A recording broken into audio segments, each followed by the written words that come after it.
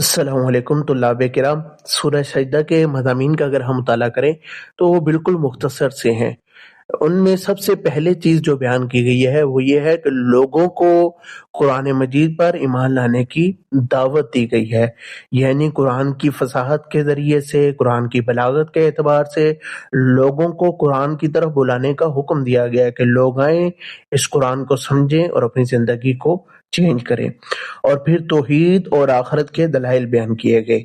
यानी अगर हम सूरह सजदा का मुताला करेंगे तो उसमें अल्लाह ने अपनी वहदानियत की भी दलाइल दी हैं और इसी तरह आखिरत के बर्पा होने की दलीलें भी सूरह सजदा में मौजूद हैं।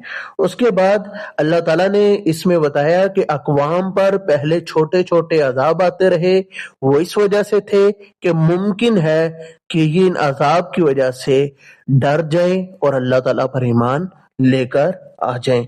यानी अल्लाह फौरन किसी कौम पर अजाब जो है वो नाजिल नहीं करता, पहले अक़वाम को मौका देता है। मौका देने के बाद जब खुदा देखे कि ये लोग सुधरने वाले नहीं हैं, सीधे रास्ते पर आने वाले नहीं हैं, तब फिर अल्लाह ताला उन पर अजाब नाजिल करता है। क़यामत के दिन अच्छे और बुरे लोगों का अंजाम, ये हम तकरीबन अक्सर आयात में पढ़ चुके हैं। यकीनन हम सबको ये मालूम है कि हर सूरत में तकरीबन ये जुमला आपको मिलेगा कि क़यामत के दिन अच्छे और बुरे लोगों का क्या अंजाम होने वाला है। इस सूरत में बता दिया गया कि जो अच्छे लोग होंगे उनके लिए अल्लाह ताला की तरफ से नेमात होंगी, तरह तरह की नेमतें होंगी, उनसे इस्तिफादा करेंगे। इसके मुकाबले में बुरे अमाल करने वाले लोग, उनका ठिकाना जहन्नम होगा। इसमें जो आपने मेन चीज याद करनी है वो सूरह सजदा, उसकी आयात आपको मालूम होनी चाहिए कि सूरह सजदा की आयात 30 हैं और ये मक्की सूरह है। इसकी वजह तस्मिया आपको पता होनी चाहिए कि सजदा, इसे सजदा कहते हैं तो सजदा किस वजह से कहते हैं, तो आप बताएंगे आयत नंबर 15 में जो है वो आयत सजदा मौजूद है, इस वजह से सूरह को सूरह सजदा कहते हैं।